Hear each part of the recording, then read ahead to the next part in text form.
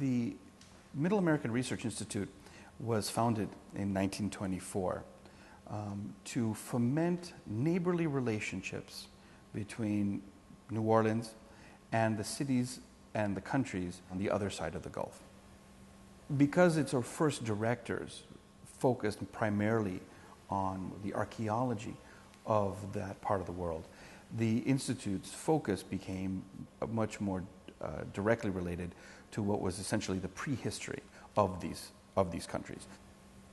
While we were reorganizing the Institute and getting it back into its new facilities, we said it's likely that we'll open up an exhibit in calendar year 2012, and that's going to be obviously a year in which everyone's going to be thinking about the Maya.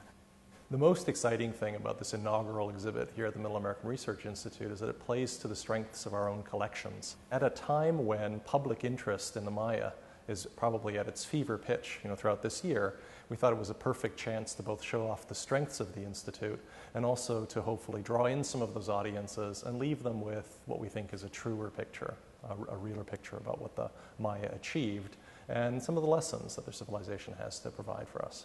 We decided that it would be interesting to actually talk about the exact opposite of what 2012 is telling people, or what people are thinking about 2012, which is, let's talk about continuity rather than rupture and end. One of the things that the exhibit presents is actually various faces of the Maya themselves, their own portraits drawn through a large period of Maya civilization. We have them in the carved wall panels that you see immediately upon first entering into the exhibit. We have portraits of the kings and of the gods in panels that would have decorated the backs of temples at the site of Palenque in Chiapas, Mexico. We also have an altar, which is sort of a centerpiece in the back of the second room of the gallery, which we're very proud of. It was excavated by the previous Mari director, E. Willis Andrews, and you can see it on display. It comes from Copan, Honduras, and was excavated in 1990.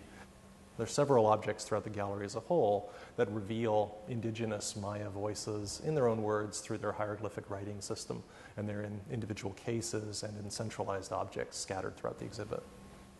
I think that viewers to the gallery, all apart from any interest they might have specifically in archaeology or specifically in ancient history, are just going to be struck by how remarkable the achievements of this civilization were, down to the amazing artworks, the remarkable cityscapes that are revealed in several places, incredible works of architecture and temple engineering.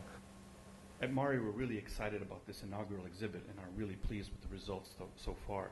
But the Institute is a much larger place, and we're already, in fact, planning new exhibits that will showcase the diverse and extensive nature of the Institute's collections.